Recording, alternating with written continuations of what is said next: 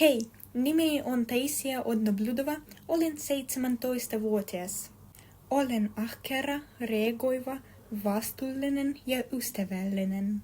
Toukokuussa 2025 vuodellani valmistuin kiitettävällä arvosanalla englanninkielisestä koulusta ja menen yliopistoon opiskelemaan tanssia. Olen tanssinut ammattimaisesti 12 vuotta ja valmistuin toukokuussa. Nyt valmistaudun matematiikan, englannin ja kirjallisuuden loppukokeisiin, jatkan suomen kielen opiskelua ja valmistaudun huhtikuussa tapahtuvaan esitykseni balletissa Wizard Ozin maasta.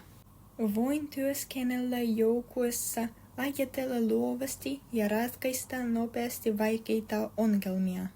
Olen kiinnostunut tanssin, ballettin ja koreografian ammatillisesta kehityksestä. Suunnittelen tulevaisuudessa koulutusta koreografisilla alueilla perustutkintoa ja tuomaria. Harkitsen tulevaisuudessa ohjaajan tai koreografin uraa.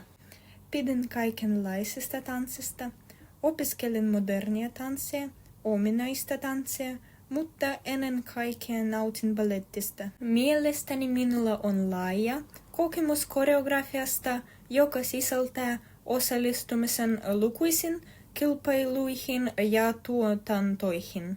12 vuotta koreografisen teatterin ryhmässä antoi minulle mahdollisuuden toteuttaa melkein kaikki ryhmä ja solotanssien osapuolet osallistua Pietarin teatterin lavalla suurin asteikkoihin mukaan lukien balletteja, Pähkinänsärkiä, Wizard Ozin maasta, Tsokotuha, viidakokirja. Mielestäni koreografisen suunnan opiskelijan arvoni on siinä, että laaja kokemus teatteriryhmästä, joka on läpäissyt kaikki ikäryhmät. Minulla on ideoita teoreettisen ja käytännön oppimisen ominaisuuksista.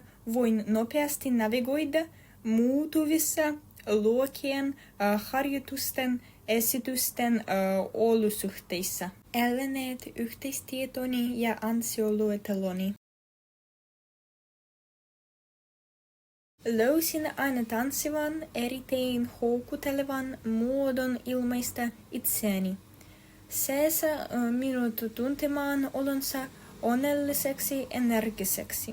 Ballettikouluni luokot ovat erittäin voimakkaita.